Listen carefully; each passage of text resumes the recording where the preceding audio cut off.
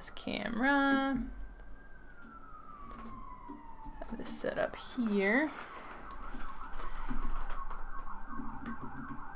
Did a little bit of tweaking to my setup recently, so I just need to make a few swaps. There we go.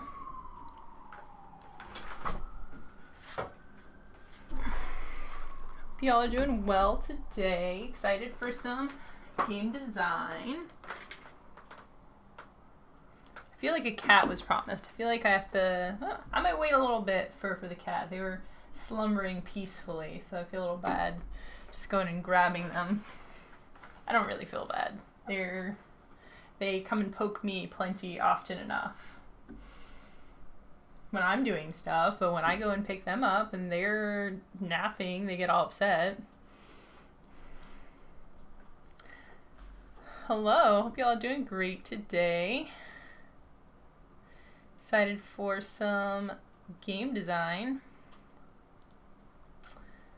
Got some plans, switched up our channel. We're in board games now, so hopefully that's gonna work out. Do not wake your furry or overlords. I know. If I wake them up, if I don't wake them up, they'll probably be here in about half an hour to 45 minutes, poking me incessantly. If I do wake them up, then there'll be no living with them.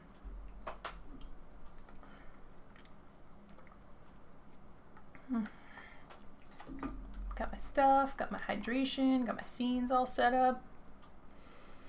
Yeah, so maybe one day you can make a cat game. I know, right? It's one of those things. It's on... You'd think that me, especially being such the big proponent of cat games, owner of many cat board games, you'd think I'd have all sorts of games on my list to design, but no, I'm actually I don't have a ton of stuff in my backlog that's cat themed. I have one game that's about cats knocking things off of shelves. There's like a legacy element to it. You get bonus points if you knock the pieces onto the floor and then you can't find them after the game, sort of thing that most board gamers would absolutely hate. Nightmare game. Yeah, pieces go on the floor and then you don't find them. You get bonus points if you lose them forever. At some point tonight, someone's going to use my leg as a scratching post to remind me that her body must be touched. Oh, yeah. For me, it's the arms of the chair, elbows, always a great one. I like to reach up right here through the gap in my chair and say, hey, I exist. And then I turn and try and go after them, and they run away because they're terrible at getting pet.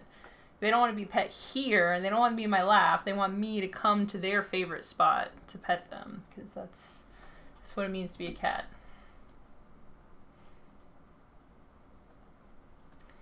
Cool. So, interested to see how you all are doing. I'm doing pretty well. Had a good play test last week for Project H. Last week during the stream, we were doing some brainstorming around themes for the game. Mechanically, it's doing really well. It's very solid. Right now, we're playing around with some different potential thematic ideas. Tess talked a little bit about themes during the test, but didn't have an opportunity to actually reskin the game itself. So my main goal for today's stream is to flesh out some of those theme ideas and play around with that to see if we can find if one of the themes is kind of more compelling than the others. I think that theme is important to games, and any theme we eventually land on for this is going to end up affecting the mechanics of the game. I like to let the theme evolve organically and to let the game, for this one in particular, some you start with a very strong theme. Sometimes for a design it obviously leans into a particular theme, but for this one they can potentially have a few different themes. I like the idea of trying a couple of things out and see what really fits, playtesting the themes, as it were. I really want to have a theme that works well with it instead of just trying to shoehorn a theme into there just because I like the theme. Come on, so you need to make a heavy Euro with intricate court intrigues, but with cats scheming to control their pet humans. Actually, I like that. I think that would be basically meld the idea I had for a role-playing game, which was, and I'm not the first to come up with this. There's definitely a few people who have done it as well, but a role-playing game about cats where you're cats. There's definitely many role-playing games for cats. There's Laser Kittens, there's the Fate module that I played, and I'm sure a host of others. But most of them are predicated on the idea that you are cats that are superheroes, you're cats that have powers. But for my role-playing game, you're just going to be cats that are just cats. With scenarios such as your food bowl is empty. What do you do? And I think that I've been thinking about a role-playing game, but it's something you could definitely put into a heavy Euro shell instead, right? Like there's the human figures that are moving around in space, you have food, you have a bunch of cats interacting with each other, intrigues, blaming things on your brothers and sisters. I think it has legs. Javon Pipitone says there seems to be a spy theme in your slide. Yeah. That's one of the ones we had talked about. Gameologist had some great ideas about that last week. So before we dive too much into it, we can look at some of the different ideas that we had last week. We had spies, sending codes, sneaking up traps, sneaking and setting up traps. For this game, for those of you who haven't seen me demoing and playtesting Project H, you have the 18-card game, very simple components. You have different piles of cards.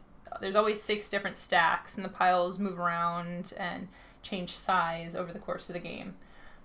So part of thinking thematically what would work with this game is focusing on the idea of the piles. What does it make sense to add things to? It doesn't have to be a stack of things, although for this one, piles being dossiers, sure. I think it makes pretty good thematic sense. So in the things, even within the spies, this is a reason why I like doing on stream a thematic brainstorm and playing around with that and having a discussion around it, because I think theme and designing theme, playtesting theme is something that often falls to the side during board game design, during playtests.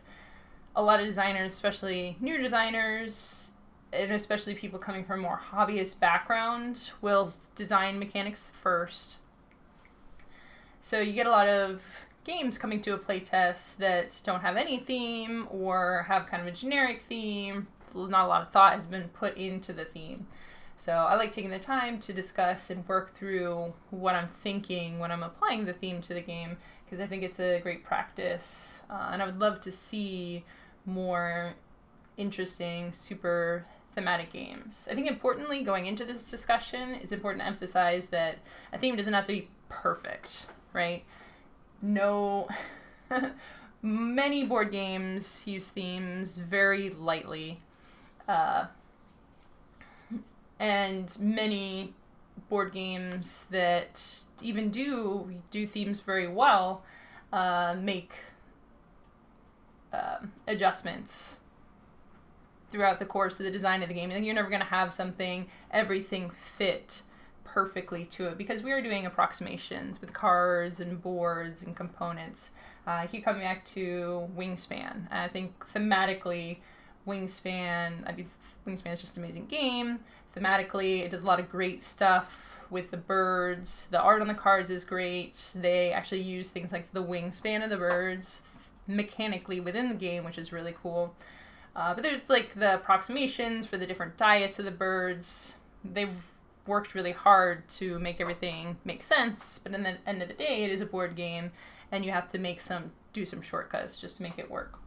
So yeah, it's a long-winded way of saying we're going to work through, we're going to try and work one of these themes in going mechanic and seeing what works pretty well, but we're coming at it with a perspective. Our goal is not perfect, for you to be perfectly immersed, for you to feel like 100% a spy, like you're in a spy movie playing this game. We just want to do some little touches here and there to kind of capture just a hint of the flavor and the feeling of being a spy, or being squirrels is another one of the themes we're looking at. Competitive gardening or holiday decoration, personal organization, competitive organizing, putting things in different piles, and competitive real estate was another one we had talked about. Kimberly says, you say Project H, my brain jumped to a web series I saw years ago. The digital series, H+. Ooh, fancy. Dystopian near future. Looks like my kind of thing. What about putting some comedy into the game somehow? Oh, yeah, absolutely.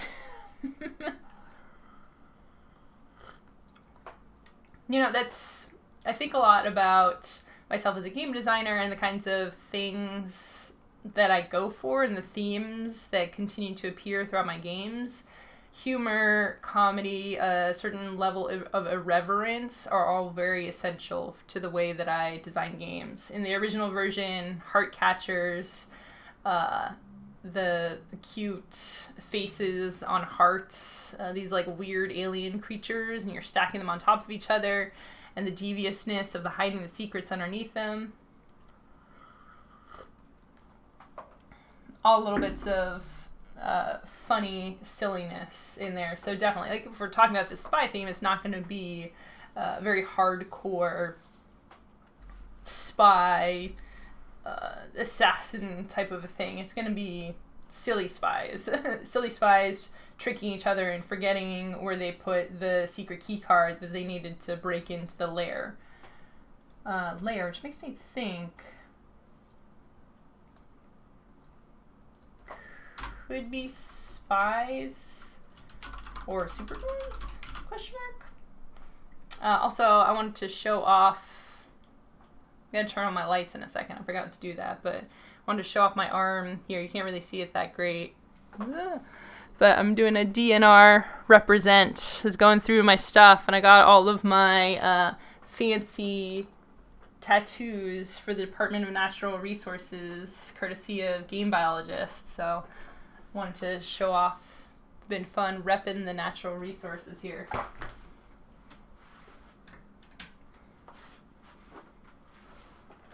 Hello, Senior Bob. Welcome. Yeah, you like that?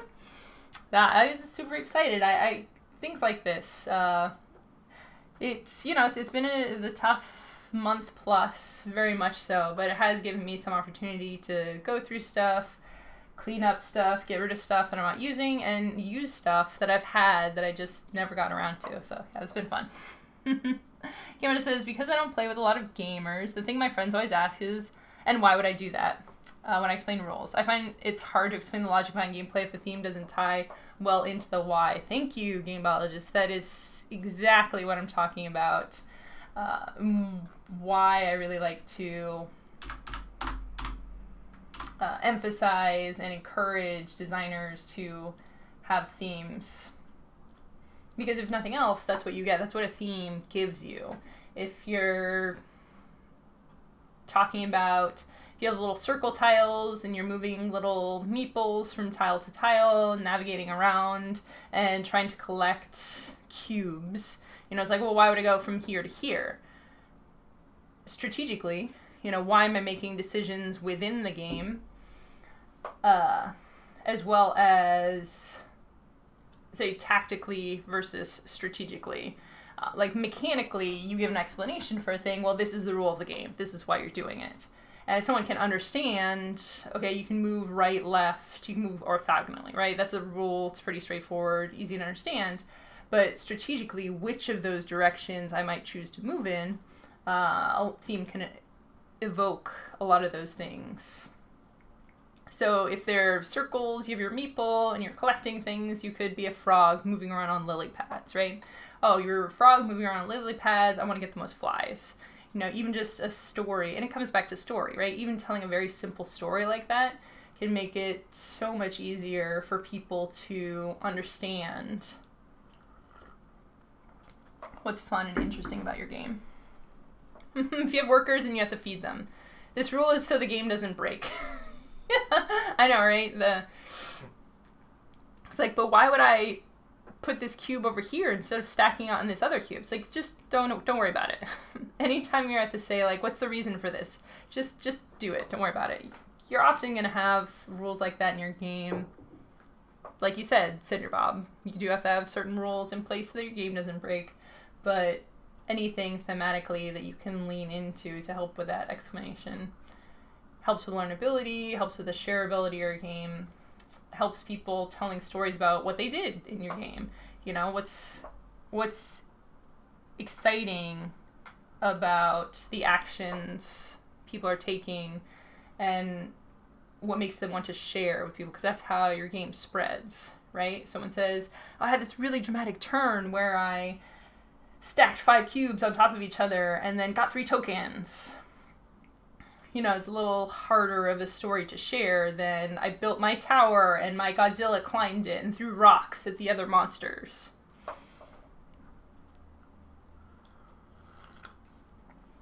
Cool.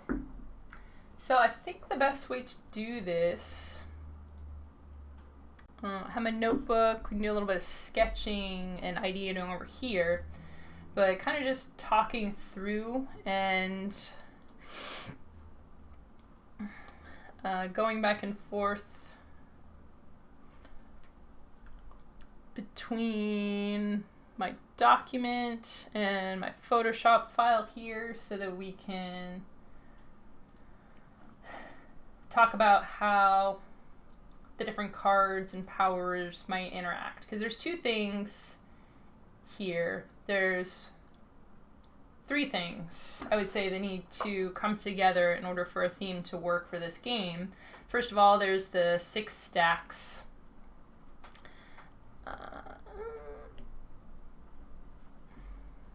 I'm working with my Stream Deck here. I'm like popping into the different windows. I can get Tabletop Simulator running over here too, so I can show the game for those of you who might not have seen it. So 6 stacks. Oh, it's hard to say fast. 3 stacks on my side, 3 stacks on my opponent's side. Those stacks will get bigger over time. So that's one important thing to consider when we're talking about themes. Secrets is a very big part of the game. Putting cards face down underneath other cards.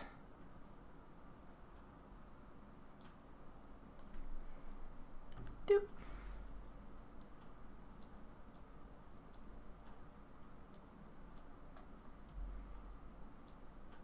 And the trickiness about having a unique layout game is when I say 6 stacks, 3 on my side, 3 on your side, it's hard to picture that without having some sort of a diagram or display.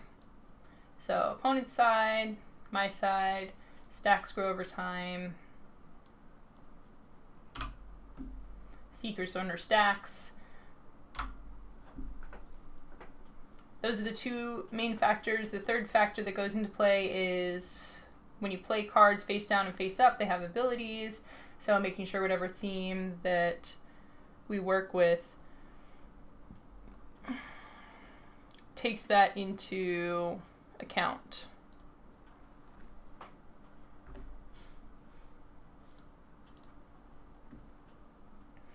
And then we can track abilities 1 for 1. So any theme has 6 or so abilities we can play around with.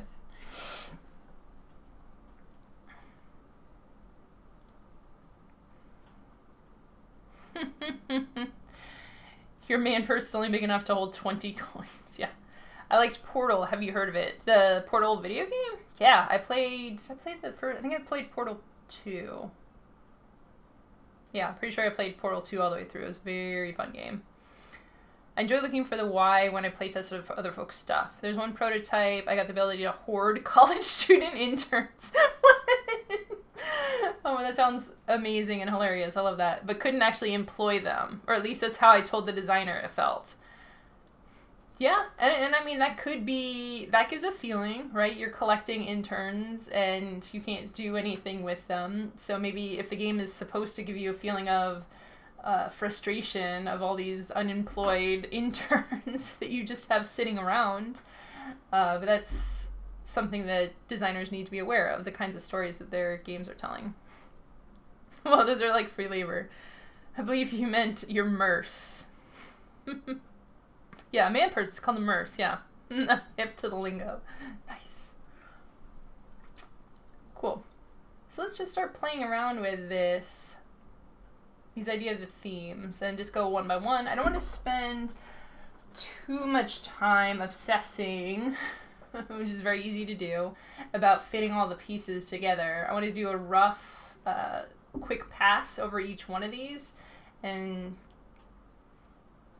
get a feel for the direction of where the thematics are going so we can see if it's worth pursuing.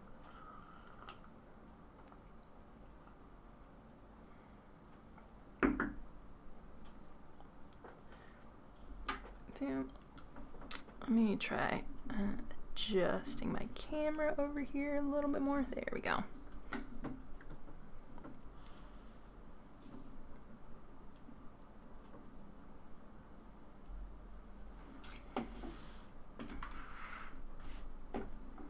Perfect. All right.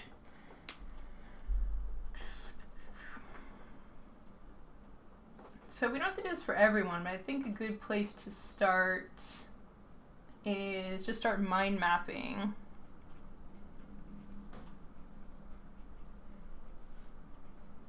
And see where our brains go.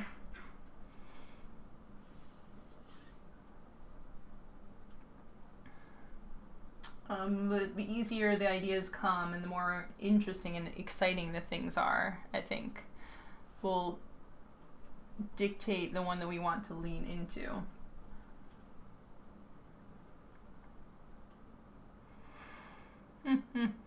Is a female purse a first?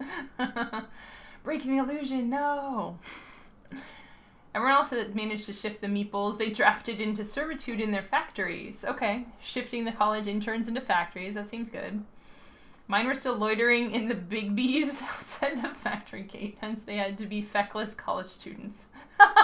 Nice. And I couldn't get them converted into full-time workers.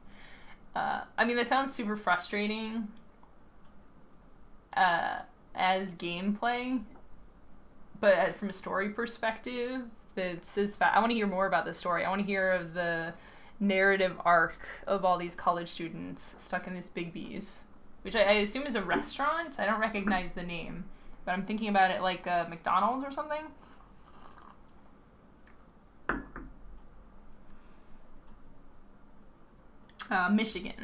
Michigan thing, probably, right? Alright, so for doing industrial espionage, I know it's a little tricky to see here, but it's more to just get the ideas flowing. I can bring it closer to the camera if anyone has any questions. Just do some sketching and thinking. Sometimes when you're trying to get the ideas to flow, just reiterating what you've already kind of thought of and established can help to make everything make sense. Dossiers or like envelopes.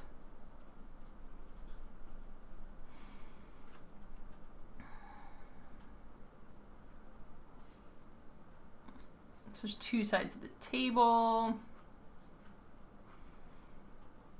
This could be a border, either literal or figurative.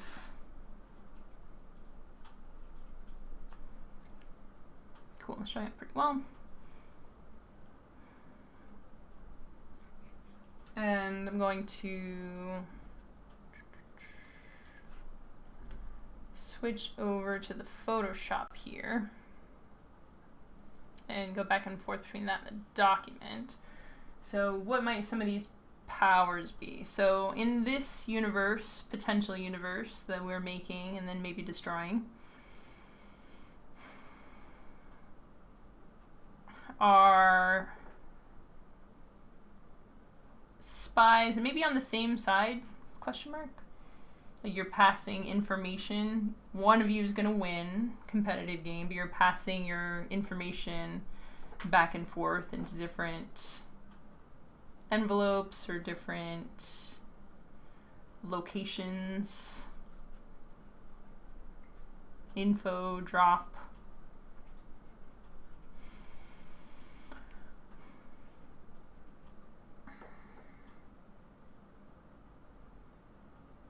Alright, so we have abilities. Switcheroo lets you, as stated, you're stealing a packet of information.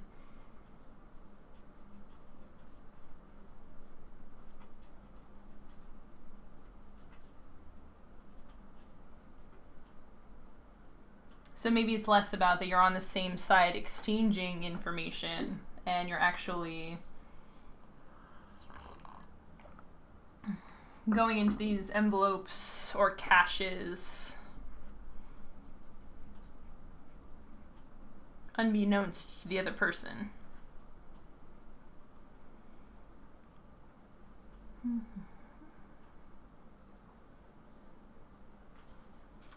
So you have your face up and your face down. Face up cards are worth 1 point at the end of the game. So face up is just info, basic info maybe. And then face down, envelopes kind of, it's not like a sealed envelope, you'd be able to open it up at any time. Face down could be coded information that's only decrypted at the end of the game.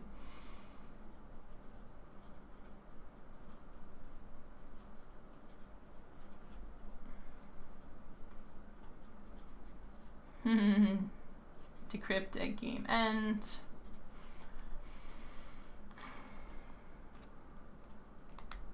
Alright, I'm gonna go back to my document here.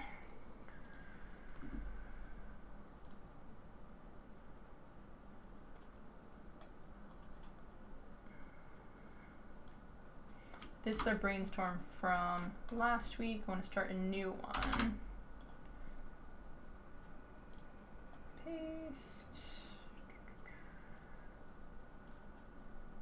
Make it not purple.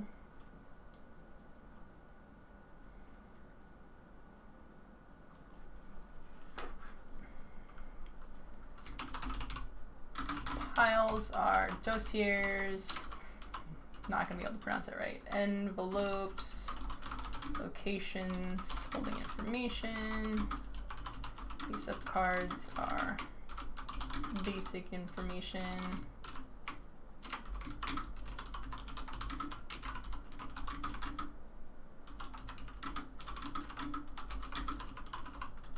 Cryptid and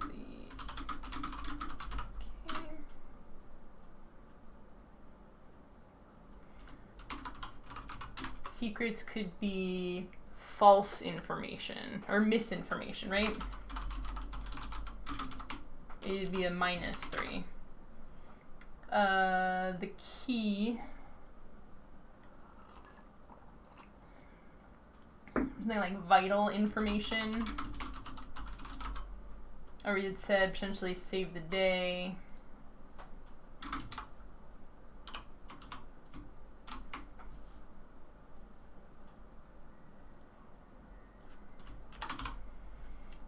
Change of heart, which is the one that the secret that changes the size of the stack, could be loyalty change.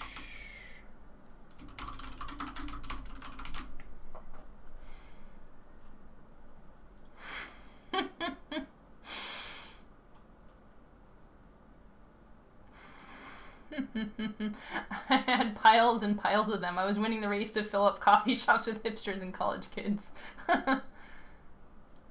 Ooh. I like adding this to the list. Javon Pipitone, hidden birthday presents or Christmas presents. I'm gonna add that to the list of potential themes.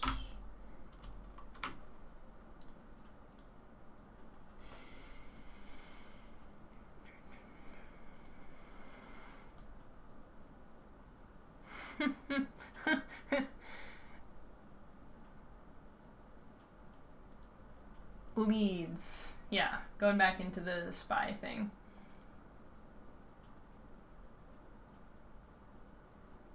Vital information, leads, informants. So at the end of the game, we can lean a little bit into it. So say this is spies.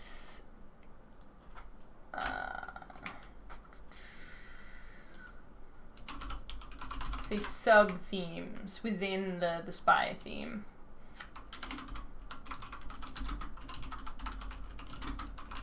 Stealing, corporate secrets, government, espionage.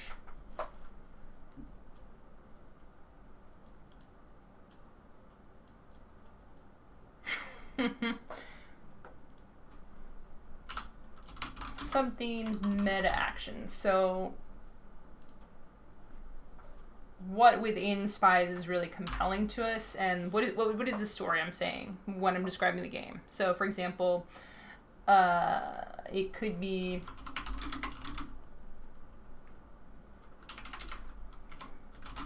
you are two spies sitting across from each other, passing information back and forth. And I have no idea where this is going to. I'm freeform ideating here. Once I get to the end of the sentence, it might turn out that it doesn't work at all whatsoever.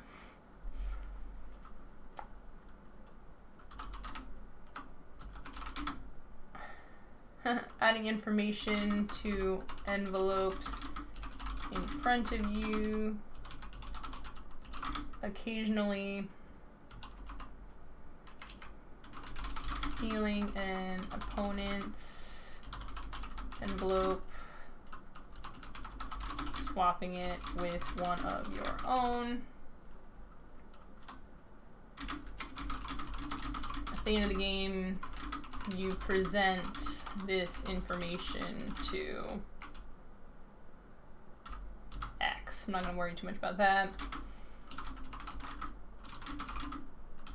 The best information wins. This is what I'm seeing in my head. It's like, does this make sense? You're kind of like playing a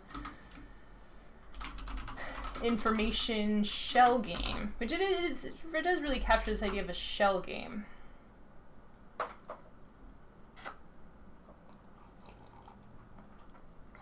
And just saying that, maybe come back up to here, two potential themes, and just say more of a shell game. You know, you're playing two competitive shell games at the same time.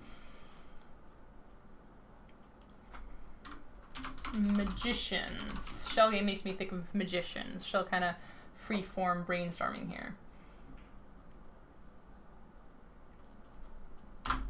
So it's a story, right? If I was pitching the game to someone who wanted to buy the game or someone who wanted to play test it, say like, okay, you've got these piles of information, you're adding information on your side, you're moving stuff around, you're looking in the envelopes maybe.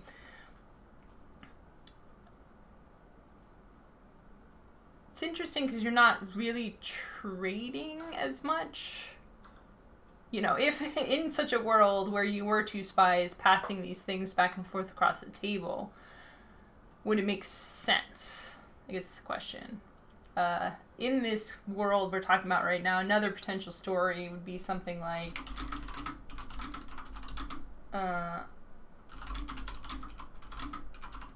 three locations where you store the information as you find it. Might make a little more sense than the envelopes analogy. Metaphor. It's all about metaphors.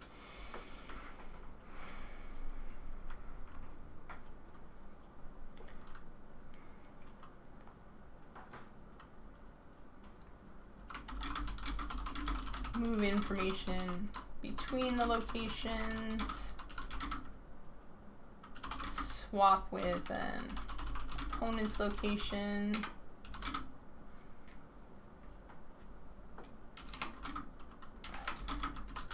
Peek at, decode some of the information.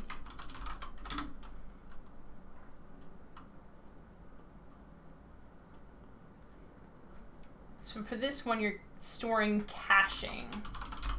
You're kind of building up a case.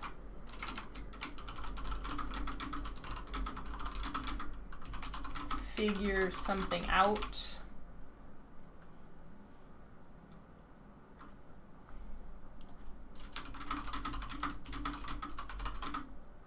So at the end of the game, each spy collects their information, presents it to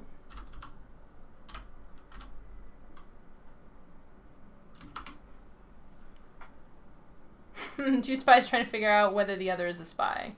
Seashell or born shell? Born shell game. Shell games. Yeah.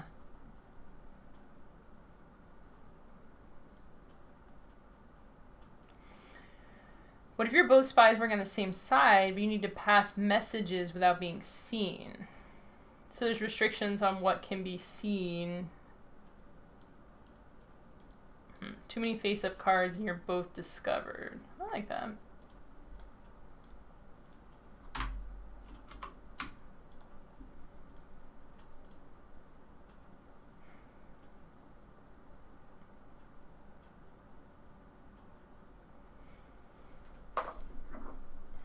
I like this idea that you're kind of working together. I'm not sure exactly thematically how it works.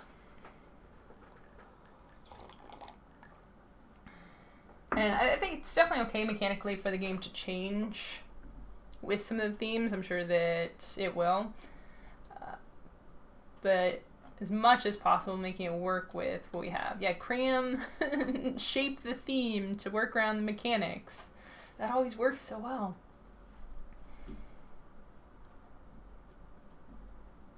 Okay. Come back here. Excellent. Duplicate group. We're going to call this spy version.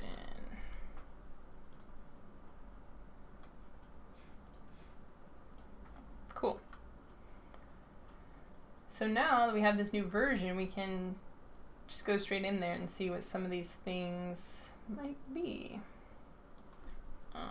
Heartbreaker, misinformation.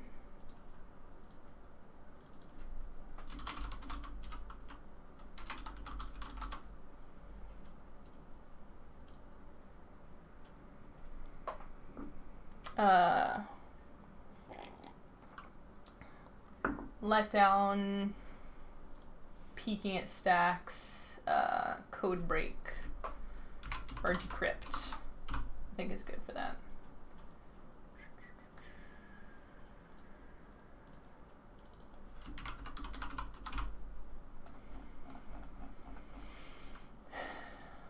Ultimate love, we had said.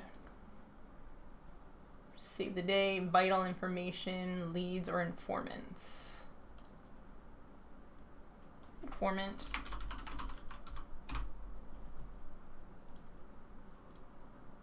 So within the packet of information that you have includes various informants who are now working for the person who has that pile, the dossier.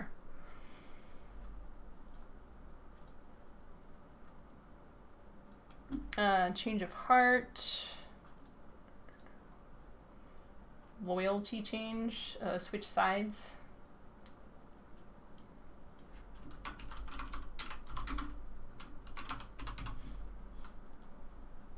Oh, there's a word for that.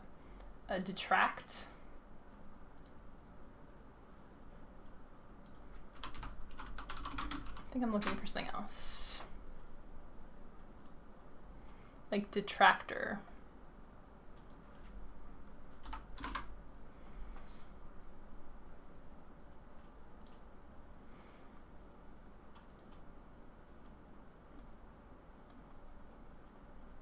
Cynic, enemies.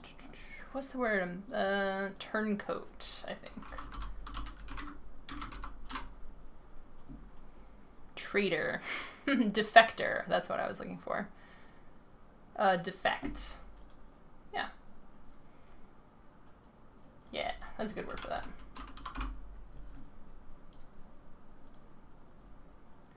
Heart, defect.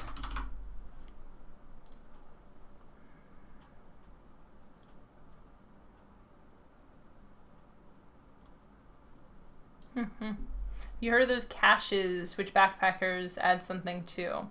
Geocaching. Yeah, we actually talked about that recently on the show.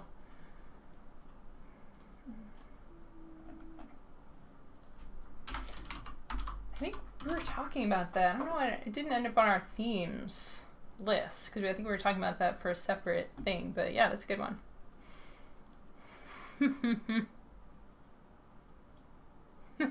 We've heard of Shenzhen IO, which is an engineering digital design game. Oh, cool.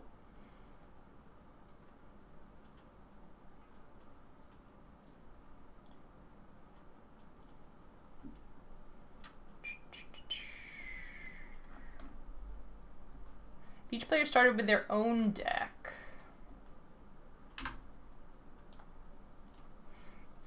The goal could be to use the mechanics on the cards to pass all the cards from their initial deck to the partner using combos.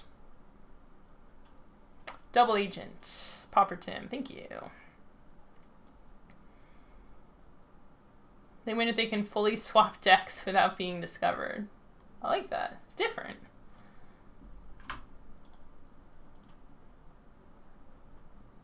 Double Agent, yes. Perfect. Ooh, yeah. Defect.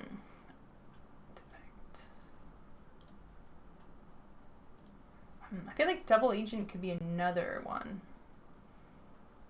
Maybe Insight could be Double Agent.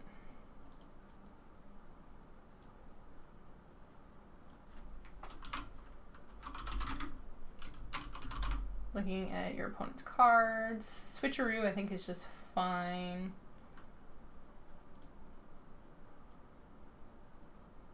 Upheaval is encode. Encrypt, decrypt.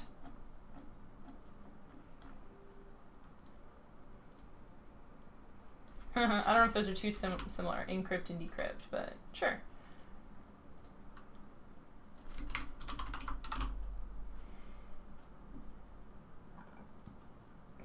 On a Break is the card that lets you take some stuff back into your hand. So like rethink.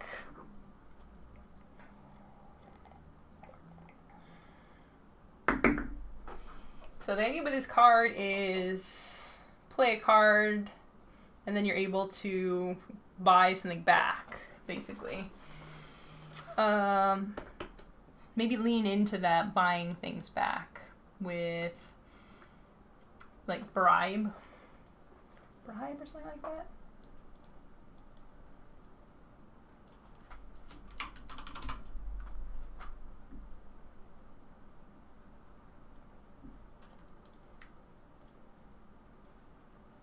Lock it down, I think, is okay. No cards can be played on or under this lockdown. Call it lockdown.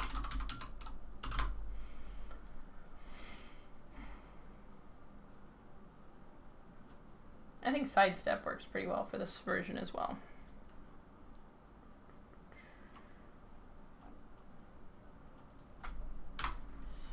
Secrets, powers. Encrypt, lockdown, decrypt.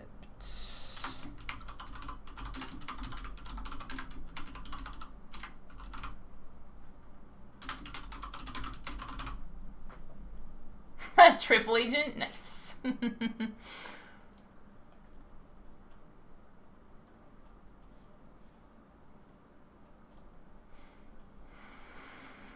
I once made a joke about having double secret ninja clearance. Nice. Secret plan as insight.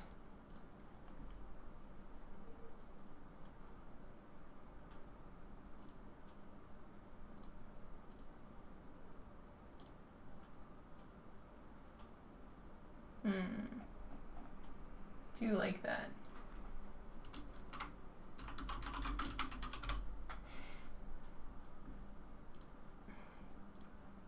Maybe bribe could be double agent.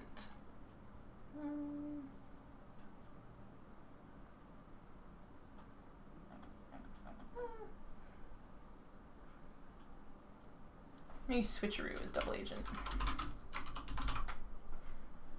Recycle. Ooh, I like that too.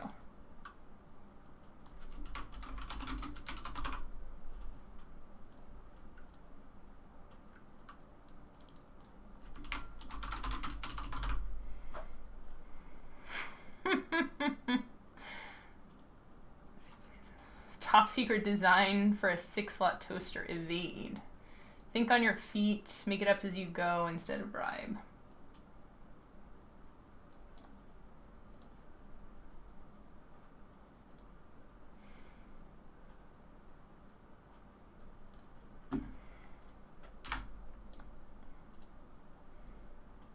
Evade is good too. Do like the power of serendipity. Nice. I just love serendipity. Is such a good word. I like the power of taking one of their cards at random. You can see the power here. The secret plan, looking at your opponent's cards. It would have to be a swap, because you need to be card neutral for this game.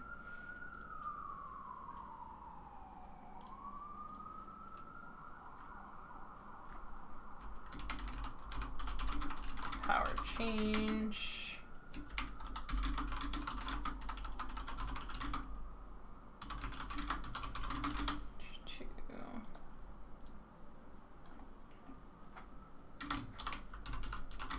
Swap with 1. Cool. So yeah, that's power grab. Nice, like that too.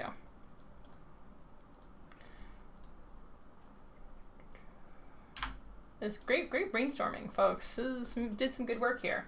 So that's a theme brainstorm, right?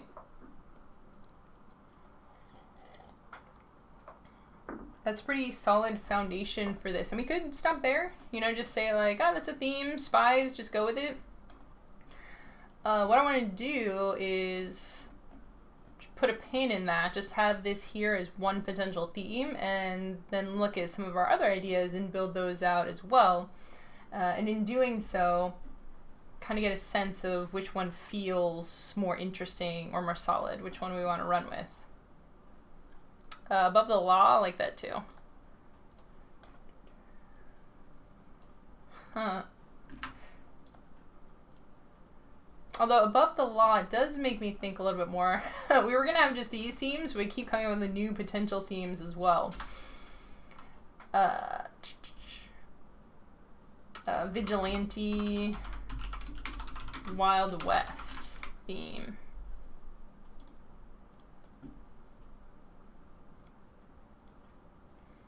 I don't know what exactly you'd be stacking or caching for that version.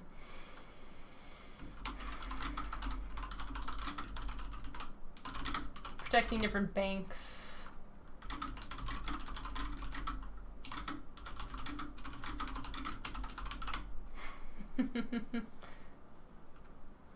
Wild West Town. Lone Wolf. Yeah?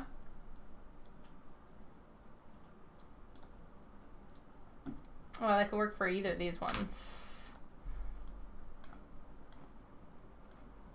Cool, so that's good for spies. If anyone has any other themes that are particularly grabbing them,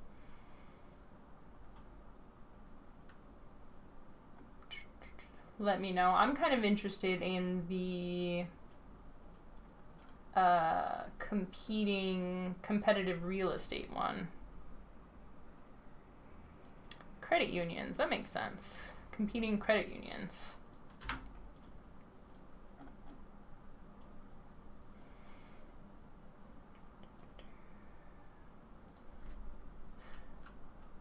All right, what I'm gonna do here.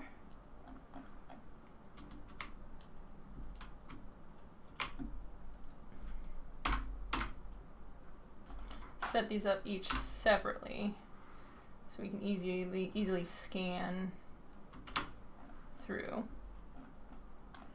Alright, so we have spies, competing real estate agents. And some of the things we're looking for when we're comparing these different themes and thinking about which one we're going to potentially end up going with.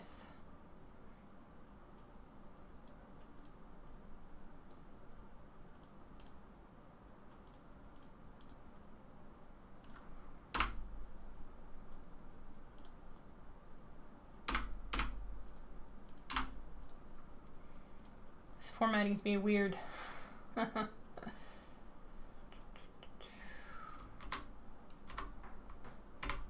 Oh. There we go. Not only is it just flat out in a perfect world what theme speaks to us the most, but it's also, you know, thinking about the landscape of games, thinking about games that have come out recently, thinking about how this game fits in with other games in the game universe, because no one designs in a vacuum, right? So it's always good to kind of keep in the back of our mind, you know, what other... Oh. I like that that somehow like tied itself. This formatting is so weird.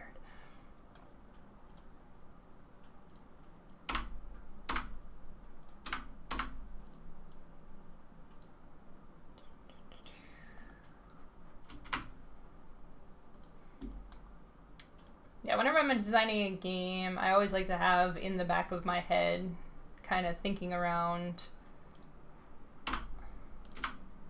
how does this fit into the worlds of games in general? Where is this going to fit on the shelf? You know, think about the consumer, the customer. Who is this game going to appeal to?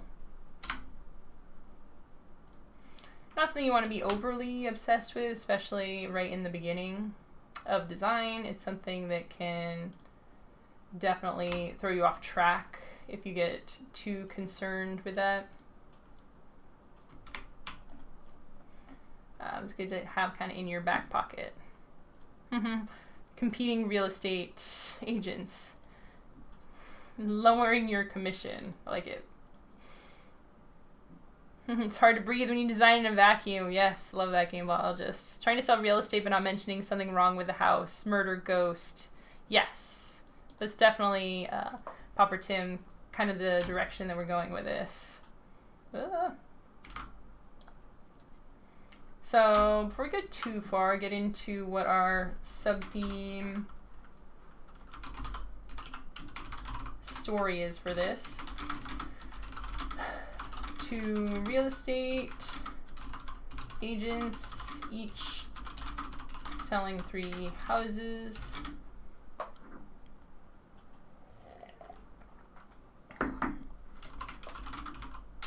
You're trying to get the most money at the end of the game. All houses are sold. Secrets will affect their values.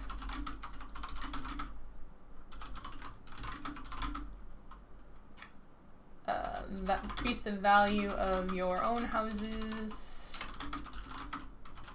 Lower value of opponents' houses. you can also steal their sale and swap it a valuable looking house of theirs with a worse one of yours. Cool. Right. So in this version, the piles are each a house. And we're talking about secrets being stuff like a skeleton in the closet, and that's the -3. So it's, the person buys the house, it's discovered. I guess during the inspection is when the secrets are discovered.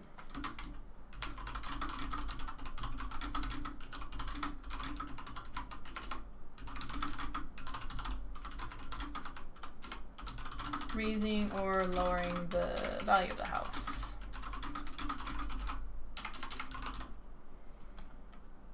Skeleton in the closet.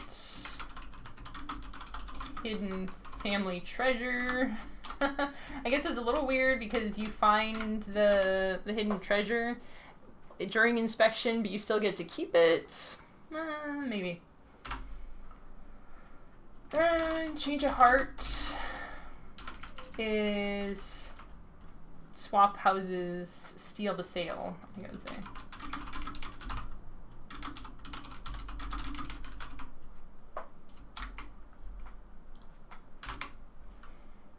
Alright, come back here. We have our spy version locked down. Not gonna write over that. Gonna make a new version. Spy version. Real estate version. Perfect.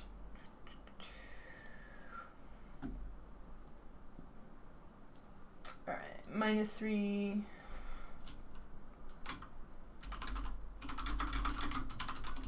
Skeleton in the closet's a little... I'm just gonna put skeletons for now. There's just skeletons in the house, because of course there are.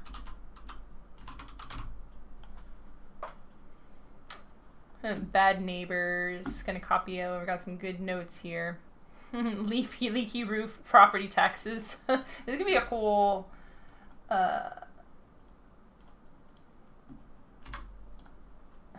other game just saying about all this terrible stuff that could go wrong with houses. New game. Game number 2.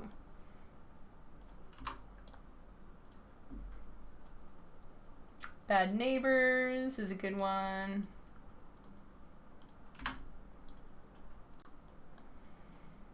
There's another potential story, similar.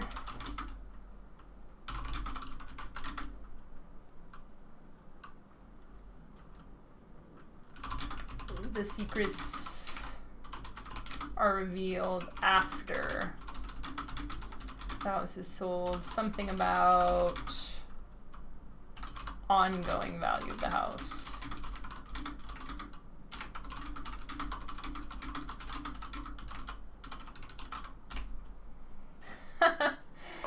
Shoot, I'm thinking about haunted houses, selling haunted houses. This is just a quick idea I had. I don't know where that's gonna go, but hidden problems with the houses are revealed. Valuable features with the houses are discovered. Yeah. All important notes. Gonna add those here.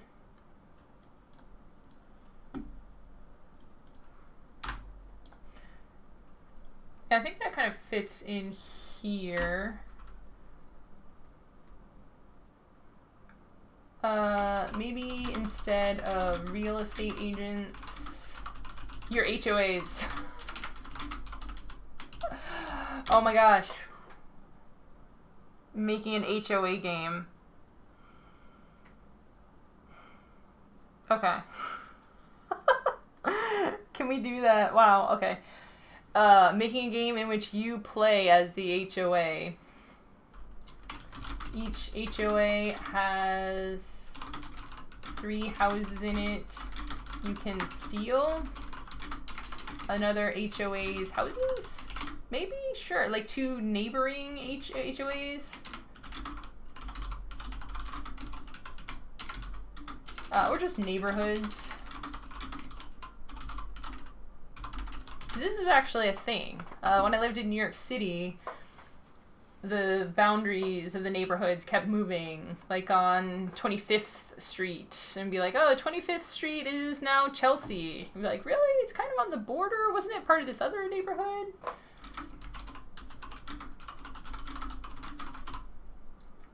Again, important mechanically for this game, you never, it's always stack neutral. You never get 5 stacks and your opponent has 1 stack left.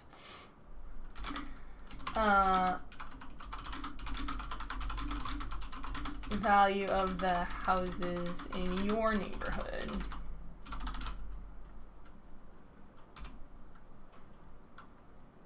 Okay.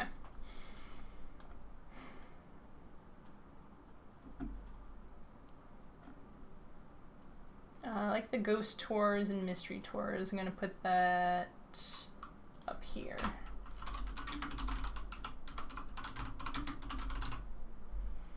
HOAs are that cat court intrigue game, but less cats and no fun. HOA, maybe inspections. Try to get stuff past the HOA. HOA fees. Alright. I'm just gonna mash these 2 together because they're pretty close. I don't know which one it will end up being. But having someone play as an HOA, I don't know if anyone would want to play that game. This is a game about HOAs, sure.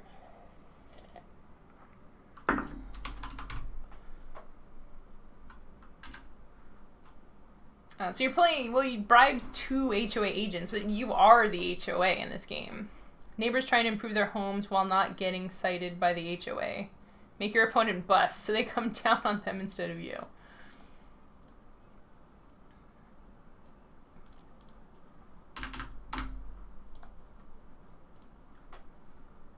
Alright.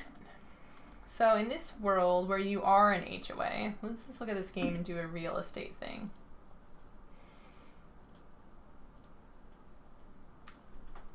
So you might, and these would be secrets that you could force onto the other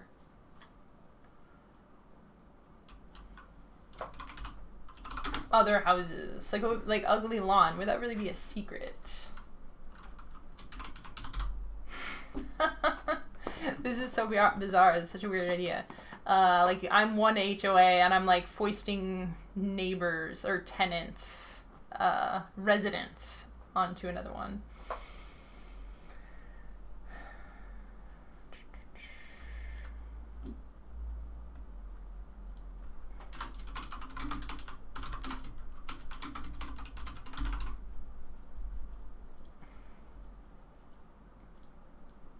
Could be like bad residents and good residents.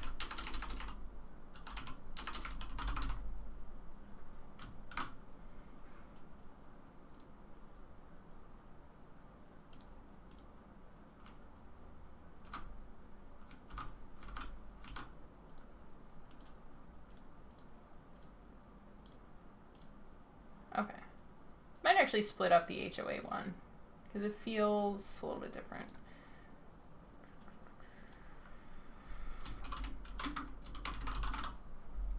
And this just goes to show, like, when you are doing this sort of brainstorming exercise,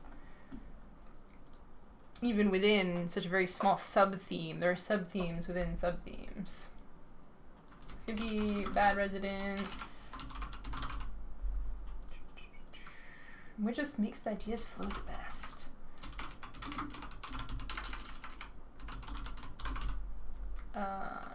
And the +3 will be good residents. So you're hiding the residents.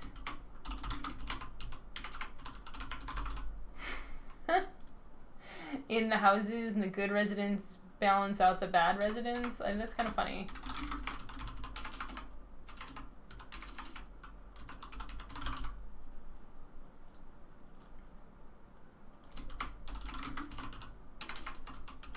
Good residence. Decrypt. Peeking is easy. It's just an inspection. Inspection. That's kind of a word.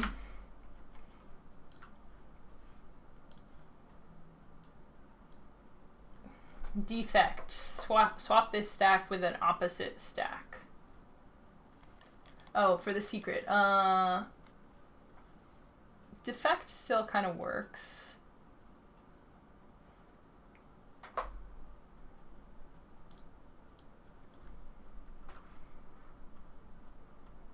Maybe like new alliance, forge alliance.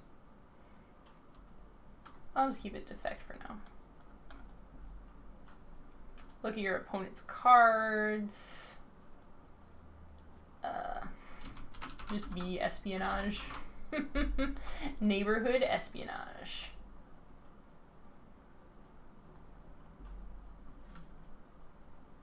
Alright, and yeah, steal. Maybe steal houses.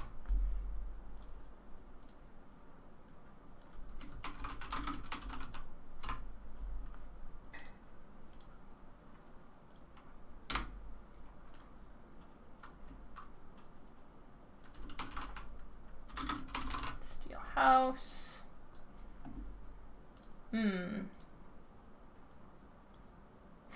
Swap secrets and stack. Just expose.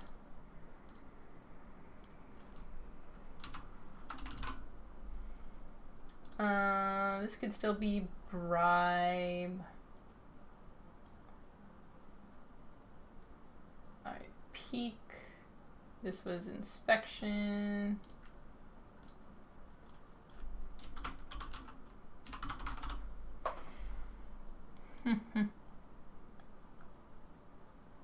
Your property can affect the neighbor's property value. I am the HOA. The why of why you make that move is because I say so. Spiders. Nice, I like that.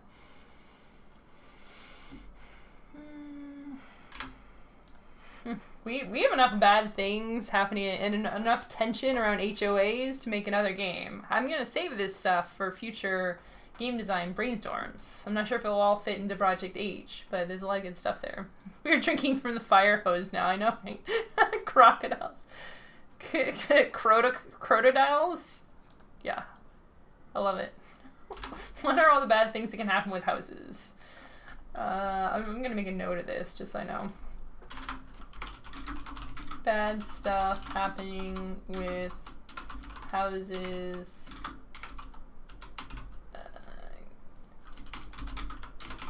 Game idea number 1. I was thinking of doing a stream with board game design the other day. I hadn't seen any ever that I ran into your stream today. That's awesome. I appreciate you stopping in today. This is my version of a board game design stream. We do a lot of different stuff here, sometimes a little more brainstormy. The last few episodes, I've been pretty heads down with this game I'm working on, Project H, so kind of focusing around different aspects of working through the design on that. Devon Pipitone, can you change what the cards do? Crocodiles this time here. Yeah, I can change. This game is still in flux, still in the process of being designed. I'm pretty happy with it mechanically. So for this one, what I want to get out of a theme brainstorm is to come up with stuff that works pretty well with the game as is. And then playtest it and maybe make some tweaks to the powers. Rather not go completely back to the drawing board with the powers, but, you know, that's how playtesting goes. If the playtests show that you need to redesign the game from the ground up, then that's cool too. Every year, a flock of geese ducks return to your backyard to roost. That's not a problem, Senior Bob. That's amazing. I wish I had a duck flock. I say that. I know. Yeah, before you stop me there, I know geese are the worst. They're violent creatures. They will attack you and your pets. I think we used to have a pond with geese, actually, come to think of it. My family, back when we lived in California, a long, long time ago. But yeah. Geese are terrifying creatures. It's the long and the short of it.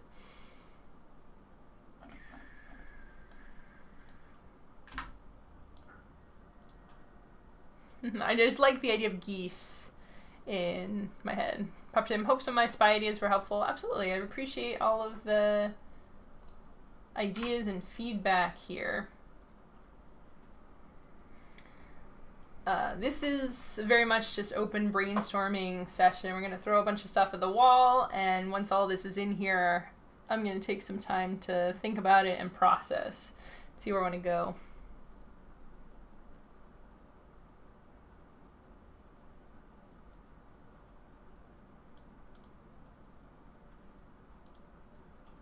Geese are the best. You just need to understand them. You see, game biologists, you understand. I don't know if I've ever heard them described as the best, but probably because I've just talked to people who don't understand geese. I'm going to put that in our game design ideas. You should do a game about that.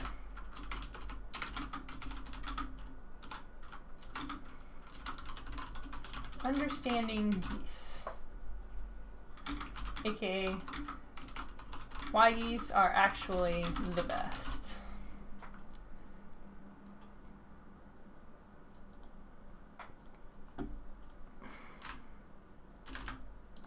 Put that in here so I remember what the heck we're talking about here. Okay. So we got some good stuff here. Yeah, lots of stuff on the bad end of the secrets. Y'all like hiding a lot of tricky stuff in your neighborhoods. And as we're going through this brainstorming, I'm checking in myself as the designer too and seeing which one of these are feeling exciting and compelling to me personally. Because I want to get a balance there, right? I want to see what excites me most about these ideas and also what I think other people and players would be excited about.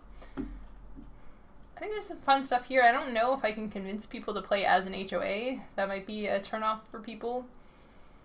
But getting something focused around houses or real estate could be a fun direction. I'm thinking of the Geese of John Cleese. That is a good name. That Javon Pipitone is an amazing name for a game, if nothing else. I don't know what the game would be, but that is beautiful. Pop Tim, I'll be doing some board game design streams as well. That's awesome. You have to let me know about those. I'm interested to see more of what people are doing. I've walked through flocks of them more than a few times and never had a problem. It seems so weird when people flip out about them. You say, I don't know what people have been doing wrong, but I've heard about being attacked and not even coming up to them being attacked, just minding your own business and just geese coming out of nowhere. I don't know if they're hungry, if maybe a mating season or a nesting season might have something to do with it. Because I would say the same. I've definitely been not walking through them necessarily, but walking near them and not really had a problem. But I've heard some geese horror stories. Geese are the new zombies. The local moose will steal clothes off the clothesline? Really? All these great animal games. Zombie geese. We don't want to make geese look bad. You know, we want to have a fair and balanced opinion of geese. Alright, cool. Let's see if we can get at least one more of these themes fleshed out. So what do we want to do? We want to look at the squirrels. Competitive gardening.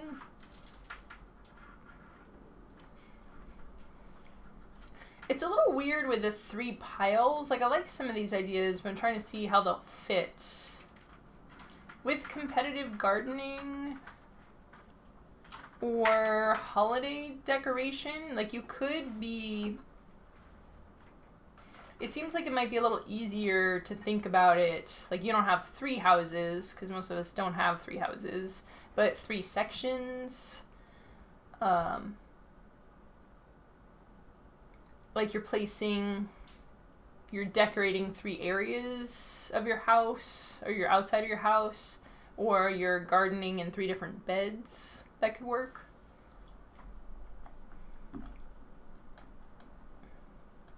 I'm interested in both of these. Organizing, I do. Marie Kondo. Very excited. I've had a lot of fun. I don't know if fun is the right word, but it's been very valuable to me going through the Marie Kondo organization process. I want to make a game about that. I don't know if this is the one. Because I don't know if I want to throw bad stuff in there. I'm not sure how that would work with this. And this hidden presence we just talked about could be an interesting one. I don't know if I want bad stuff in the presence either. A lot of these like stashing things I like as an idea, but I want to make my theme work so it doesn't feel too bad. Like I don't want to, it's like here's your presents and there's a coal in there. I don't know. Maybe too nice. Game about is go back to the goose thing, usually defense around goslings. That makes sense. Treat goose parents like human parents and don't get too close to kids' goslings. Yeah. That's not a cat in the background. Yeah, that was Phil who poked in here. Probably a cool cat, though, for sure. Alright, I'm going to make an executive decision here. Squirrels. I'm going to do the competitive decoration one as our next one. And then maybe we'll have a chance to get to squirrels, too.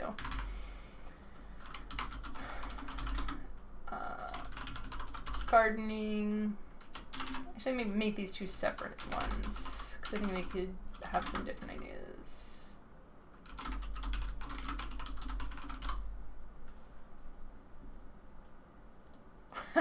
Present could just be lots of presents inside presents and nothing in the middle, just an empty one. That makes sense.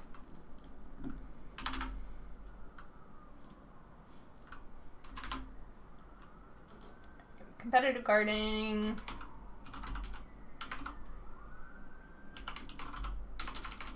Keep changing my naming conventions for this. Sub-theme, story. I don't want to harp on too much about this, but if you are trying to think of a theme, if you can work it into a story, and how would I pitch this to someone? What are the words that I would say when I was describing my game to someone? It can be a really powerful way of making sure your theme makes sense and really pulling it together. So for the gardening, you and your opponent trying to win a Best Garden Award.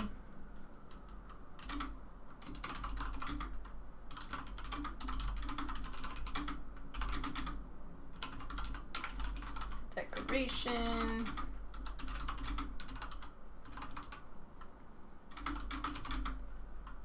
In one of the 3 beds.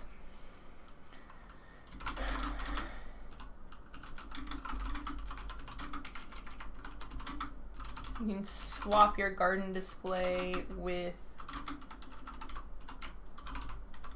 which is a little weird for plants. I'm thinking if anyone's played Stardew Valley, of your market display. So maybe instead of gardening beds, market stalls? Like in Stardew Valley. Or county fair displays. Because that's what the Stardew Valley thing comes from. You're trying to have like the best displays of items at the county fair. Cool. So one of those things. Even within each idea, we keep coming up with new sub-thoughts to that. So it can go in either of these directions.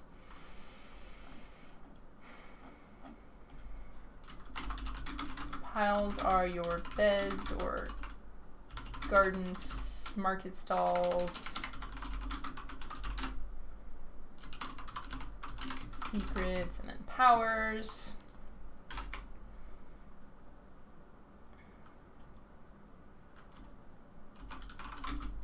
Maybe a tasty jam, because we have +3. It's not revealed until the end, because that's when you actually taste the thing, or like world's best jam, something like that, or world's best flour. Heirloom tomatoes. You could do insect infestation. You can try and slip that into your opponent's thing going on.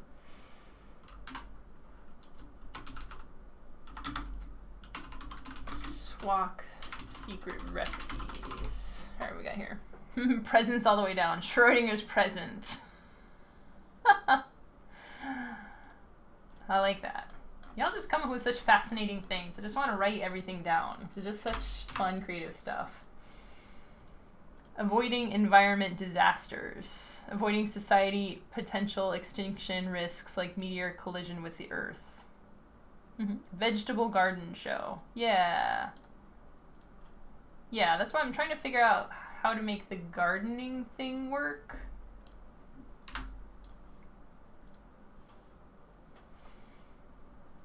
But not have it like you're stealing each other's, like uprooting the plants, because that seems a little weird.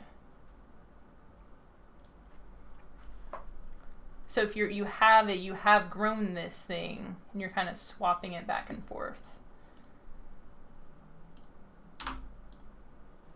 That seems to make sense. Alright, I'm just gonna go through these a little more quickly. Feel free to keep chiming in ideas. I'm going to go back and forth between these two just before the...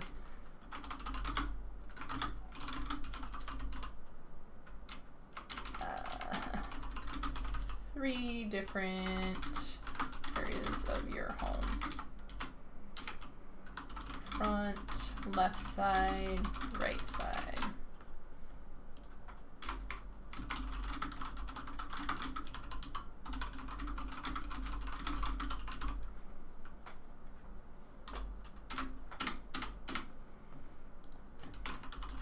Secrets, powers for competitive holiday decorating, power outage.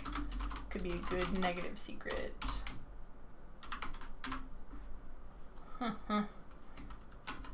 Secret weapon. Could be +3.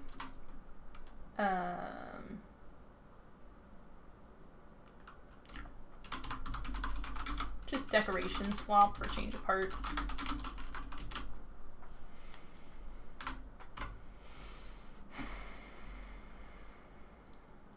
Cutthroat gardening, I like it. And so co-op gardens or community gardens. Paint won't dry. Nice. Yeah. Wet paint. Somebody sits in the wet paint.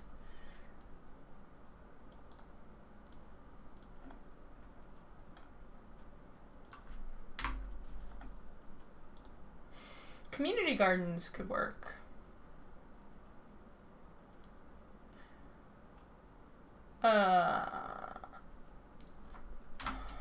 Yeah, if they're community gardens, you could swap your bed with someone else's bed.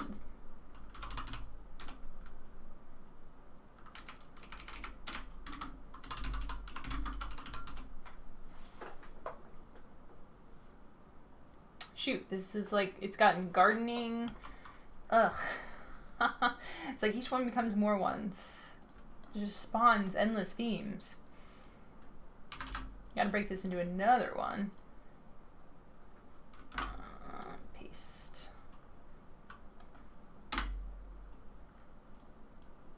So this is like competitive county fair displays.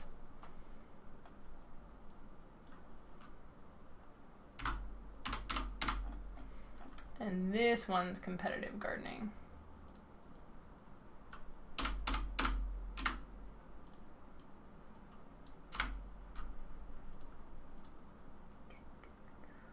Yeah, there we go.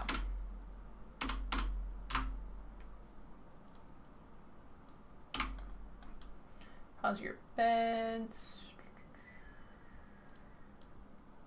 Market stalls. Perfect. Alright, so back to the gardening one. British garden off. Nice. Yeah, exactly. Oh, British Bake Off. Can I make a British Bake Off game out of this? Oh, I'm gonna make that as a note because that is such a good idea. British Bake Off. You're building the best cakes, putting layers on your cakes.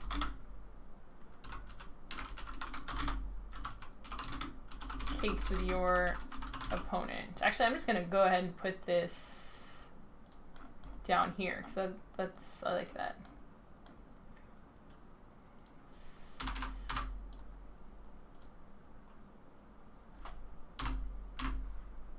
All right.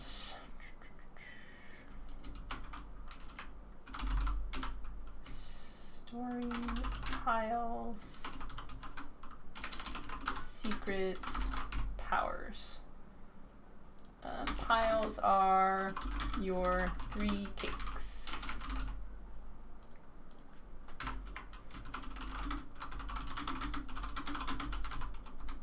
Bake Off with the best cakes. Each new card is another layer on the cake, which is more points. Kind of all over the place with this. I hope that it's not too tricky to follow along with, but I feel like the ideas are really flowing. I think as we progress, I'm already starting to feel that some of these themes are a little stronger than others and more interesting to me personally. This is a game that I'm looking to pitch in the near future. So having a few different theme ideas for this one, I think is going to help with the pitching as well. It's a little bit weird. You know, it's an interesting question of how strongly should you be tied to a theme if you're pitching games to publishers. I think it definitely depends on a few factors. Some games, the theme is very much more integral than with other games. For Abandon All Artichokes, that was when I was discussing about the publication of that, I was open to, like, you can change the name, you can change the theme. I liked the vegetables with faces. I'm glad that that's how it ended up. But, and yeah, as the development of that one progressed and we came up with the idea for compost, sorry, let me correct that. The idea for composting your cards instead of trashing them was suggested by an amazing playtester. That worked great. We talked about the market, quote unquote, being the garden. You could just harvest freely. So developing it as a vegetable card game over time really solidified it and made it work. But for something that's like this, where it's in a place where you can go with a few different themes, I like not just the idea of playtesting different themes and seeing which theme works the best, but maybe finding a couple of themes that could work with it. And I think that can be very pitchable to a publisher to say, like, hey, this is a very solid game, there's a couple different directions that it could go in. Especially an established publisher, having a lot of games under their belt and maybe looking for a certain niche can be a really great thing to be able to have that conversation. You triggered a thing in my brain. Take a look at the garden show for inspiration. Oh my gosh. Wait, no. Top Gear's James May designs plasticine garden for Chelsea Flower Shop. Oh, it wants me to subscribe here. Ugh. That looks amazing. Oh, sweet. Thank you. James May's plasticine garden among highlights in a smaller flower show. Oh, I love Top Gear. That's amazing. I actually watched this. There's a video for it. Oh my gosh. Doc, that's fabulous. Definitely going to check that out after the show. Cool. Yes, after that tangent on having different potential themes, I think we're on cakes. Yeah, let's go to cakes. So, secret. What could you slip into your opponent's cake? Onion, or just distasteful ingredient. Burnt. Minus 30 points. Secret ingredient. Could be a plus 3 points.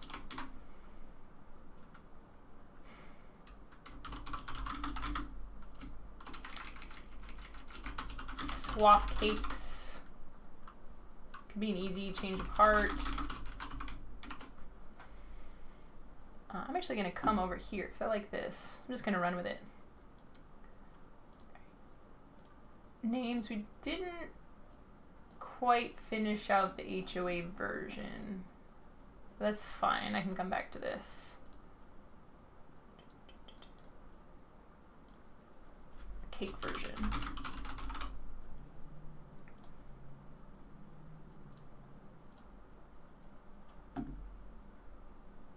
Alright, -3, burnt. I'm just gonna keep it as burnt.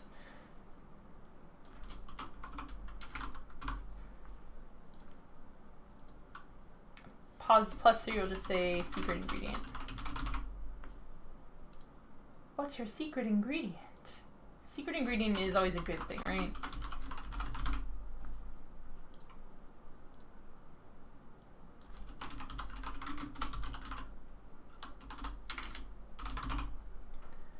Peek at one secret. Sneaky. One thing, I think this brainstorming on a bunch of different themes at the same time is really powerful because we're starting to see, moving between them, that you don't necessarily have to change it too much. Like small changes here and there, this idea of espionage, inspection can go across from theme to theme, but just changing a couple of key text on the card can completely change it, and then how I pitch it to the playtesters when I'm doing it. So I could throw some art in here, potentially, if I'm keeping the cards very simple for early playtesting here, but throwing some art in there might help to inform, and as I'm pitching this to publishers, give them a little bit of an idea. I probably want to have something in there to inform their future art direction as well. Giving completely unarted cards, art direction is hard and can be difficult to start from nothing. But maybe doing some noun project, clip art type stuff in here, changing up the words, we can start to see how it flows from theme to theme. Peeking under secrets, I might call, in this version, this could be cake espionage. I'm just gonna say cake spy, because why not?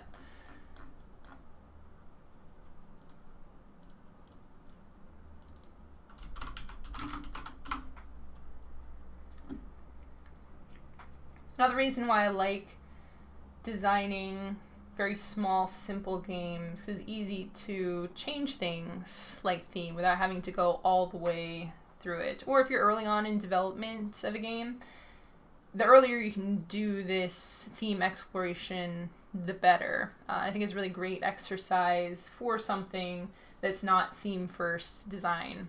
To kind of play around with stuff and see how different a game that's very similar mechanically can feel if you change up the themes. All right, swap this cake swap.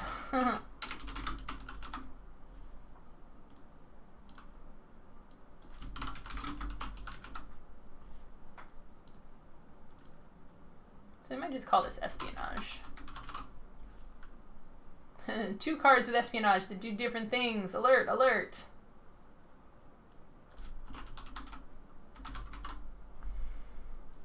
So maybe it's like a spy and the cake theme together. I kind of like that.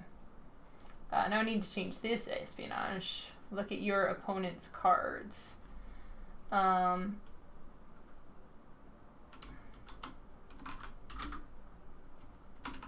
Steal recipe.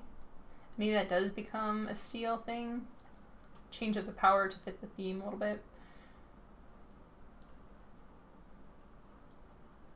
Now maybe this should be cake swap.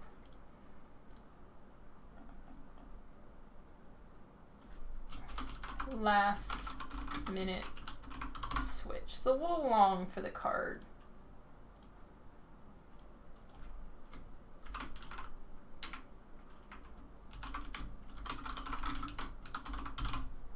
Last minute switch or switcheroo. I'm gonna make a note on here.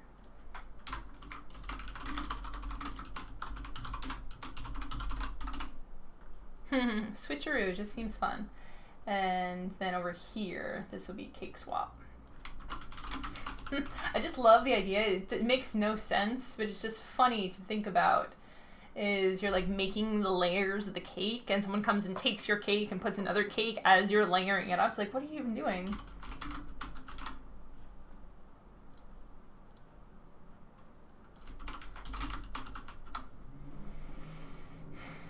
All right, swap secrets and stack. Oh my gosh, what does this even mean in cake? Like upside down cake.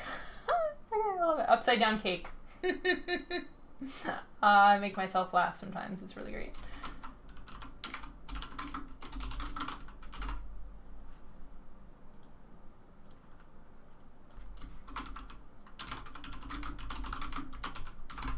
All right, let me come back to here. The blood of your enemies. What did I miss? A saw. Chili. Ooh, chili cook-off. Ooh, I like that too.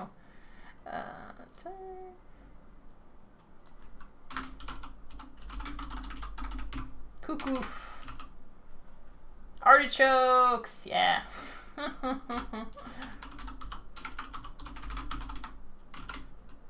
Anzac biscuits. I don't know what that is. In a cake, paper clips, human hair, unexpected food clip. Wow, Gameologist, you got dark there. I was hungry and now I'm feeling uncomfortable. Burnt is a little less gross. It's pretty gross. Bake off one pile could be biscuits, one pile cakes, one pile oven dinners. Yeah, I like all that stuff. Just this, the bake off theme is really fun. A lockpick, going the prison cake angle. I like it. I like it. Good. Keep them coming. Great ideas here. Recipe swap. Wait, did you say that as I was thinking that? We were close there. I'm going to copy that down too because I like that.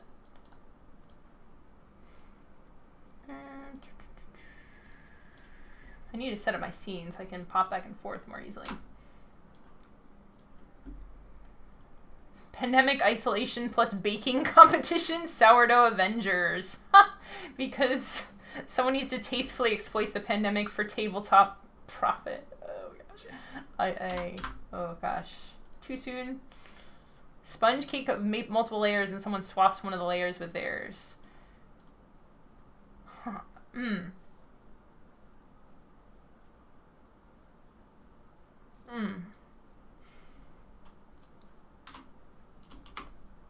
Interesting.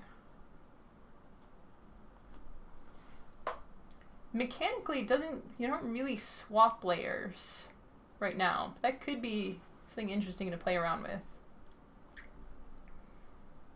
Ooh.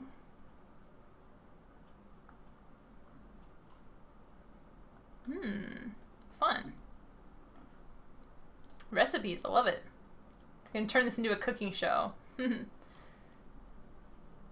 Have recipe swap.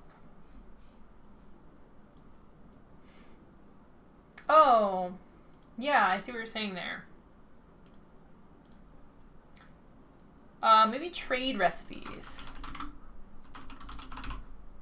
It's like a forced trade, but I like that since we have cake swap over here.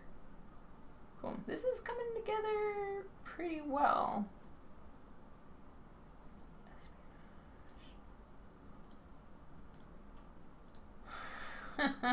Put back in the bowl. That's a little long, but I like that idea of that. It's like you spill the flour, or you put down the layer and then you mush it up and you like mix it with some cream to make a new type of layer. Where am I going with that? Put back in the bowl. Reconfigure. Can you just remix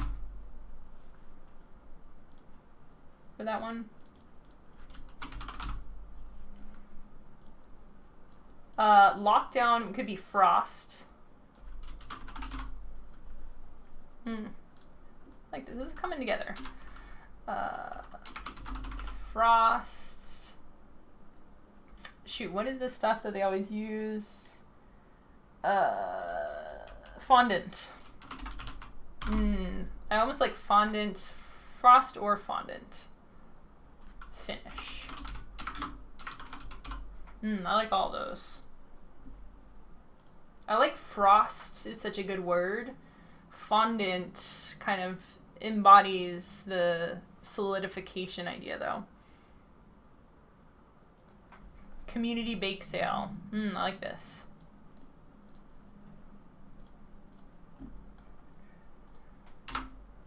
Community garden, community bake sale. Icing, frost. Yeah. Perfect. Edible glitter? Oh my gosh. Worst of all worlds. I mean, best. Oh yeah, the Carroll County cake swap. I actually used to live in Carroll County, which makes me smile every time I see this game.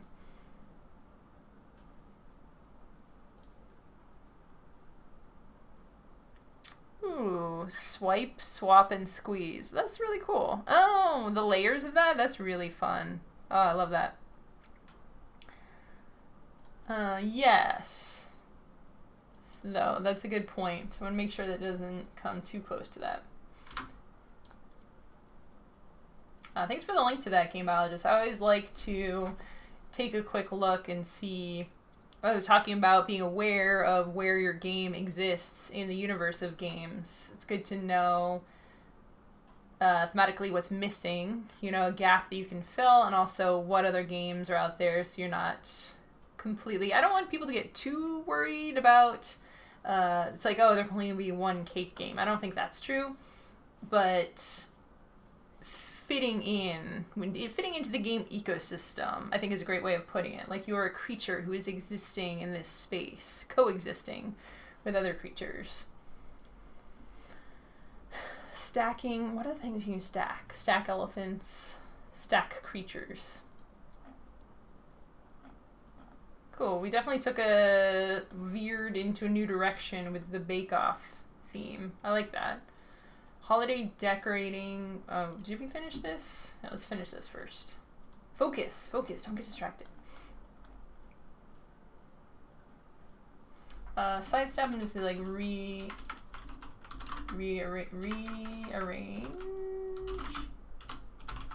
Display. Cool. That one's pretty solid. I like that.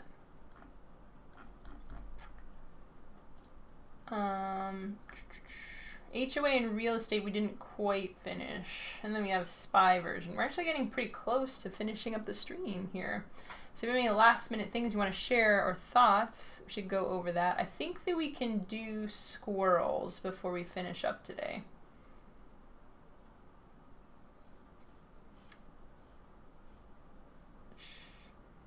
Yeah, I think squirrels. There's some other pretty good ideas in here that I'll probably continue to chew on.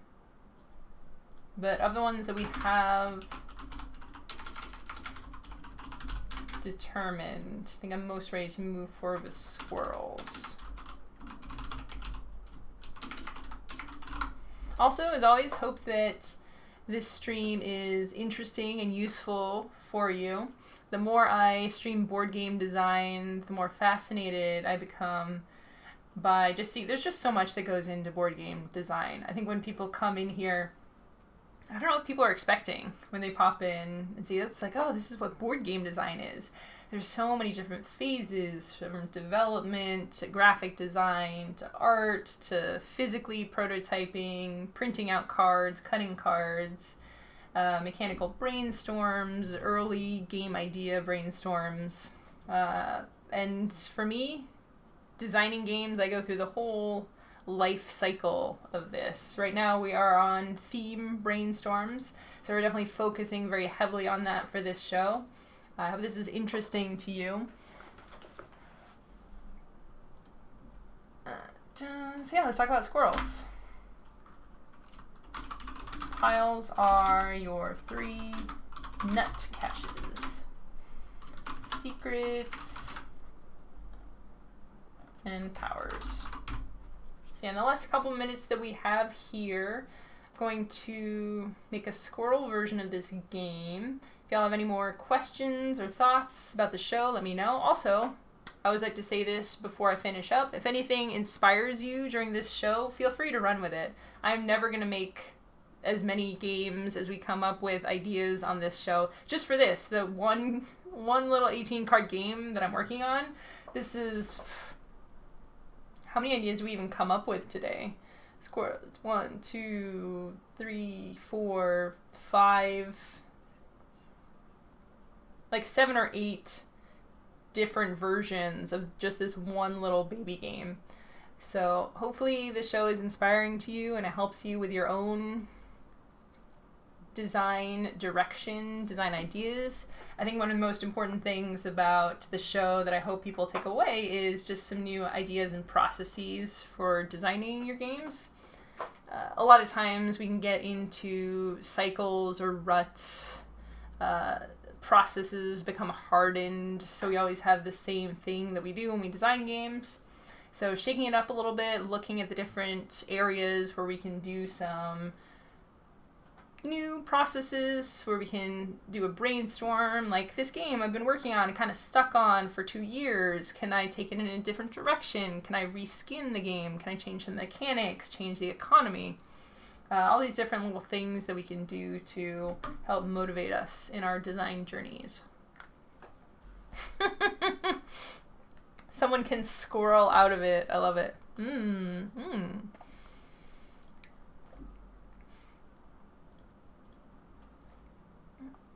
Shoot. That makes me think, I'm thinking names. Now, squirrel out of it. Oh, and that's a good point, too. Name first design. I like naming games. Coming up with the story, which is how you pitch the game to your playtesters, for example, and coming up with a name for a game can go a long way to making it feel like a real thing. And if you have a good name and a good story, honestly, that's a big part of game design. I think it's something that people don't always think about too much. Mechanics are important too, and a lot of work goes into formalizing the mechanics. And if you have your pitch and your name and you don't have the mechanics there, well, you don't have a game. But a lot of times formalizing those factors of it can really make your game come together. Squirrel out.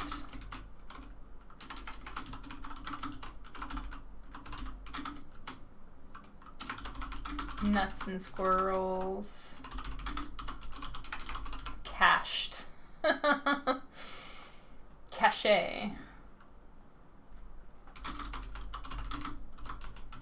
Alliteration.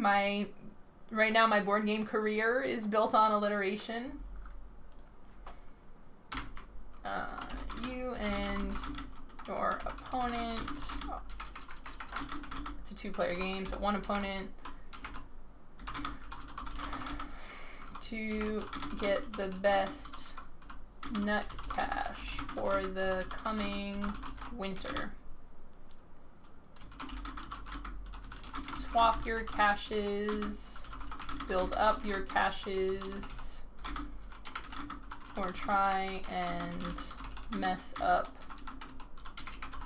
opponent's caches. So you have 3 caches. Rotten could be a negative power here. Bonus nuts.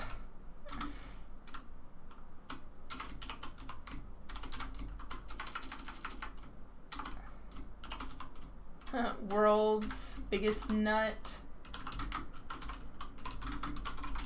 Or just the big one. I like the idea of there being an acorn that's just like three times. 3 times as big as the other acorns.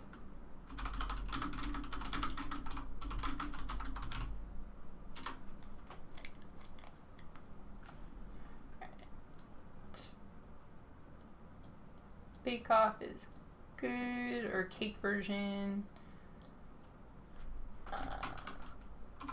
Squirrel version.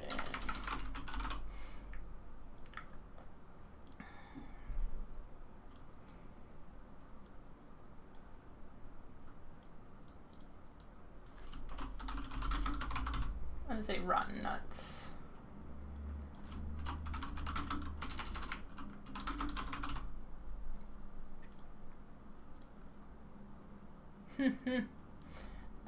Peeking at secrets.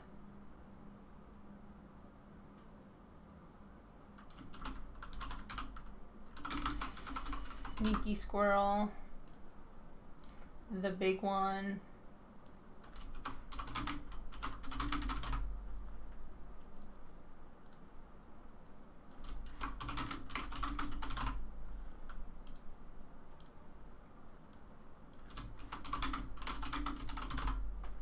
Ah, shoot, I had to come up with some good names for this. I don't know if I wrote them down.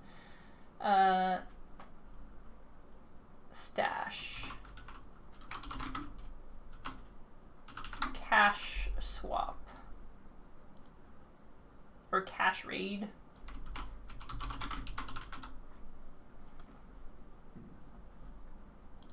Cash raid.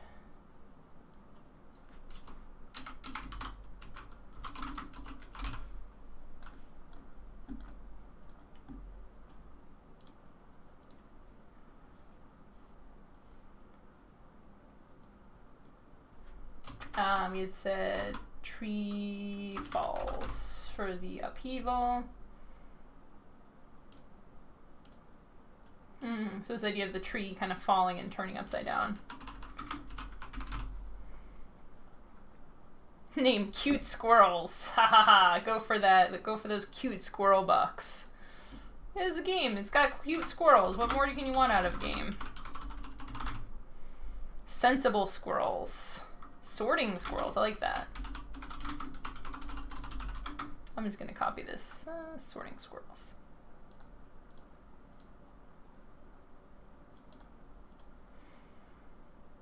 Simply squirrely. Stashin' squirrels. Scurrying scurids. Is that the technical term for squirrels? This is all really great. Y'all are amazing namers. Birdfeeder heist. Nutty squirrels. Yes. We should have a name stream. Just 2 hours of naming things. That sounds absolutely fabulous. Birdfeeder Bandits.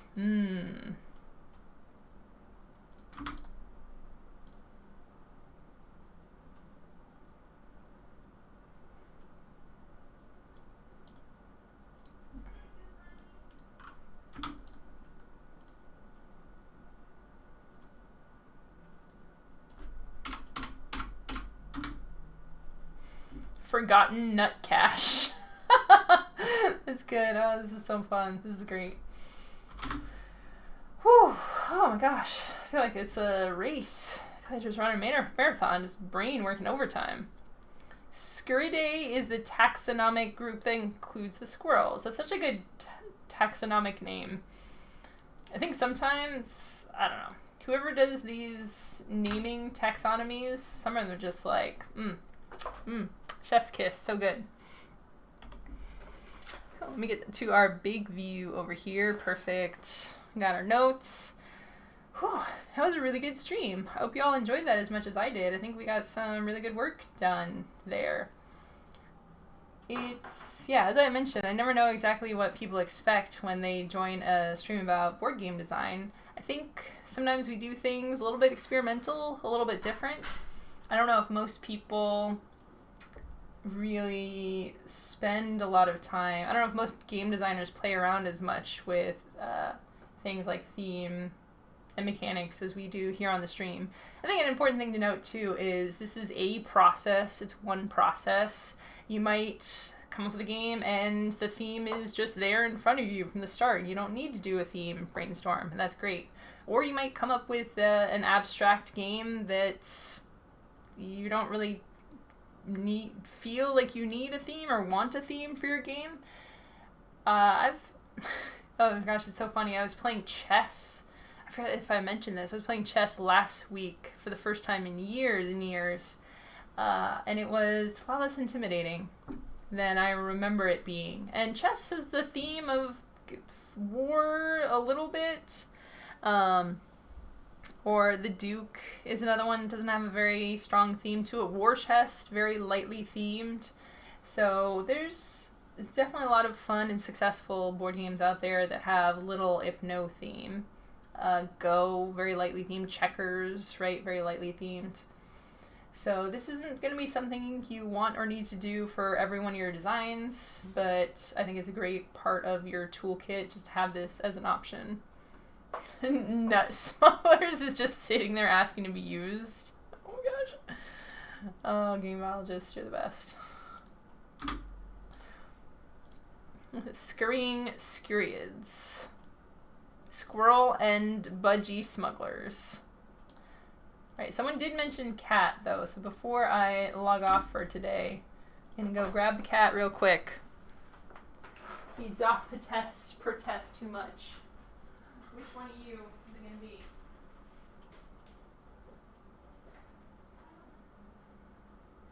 I know.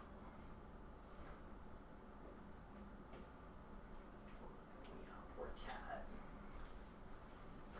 Poor kitten.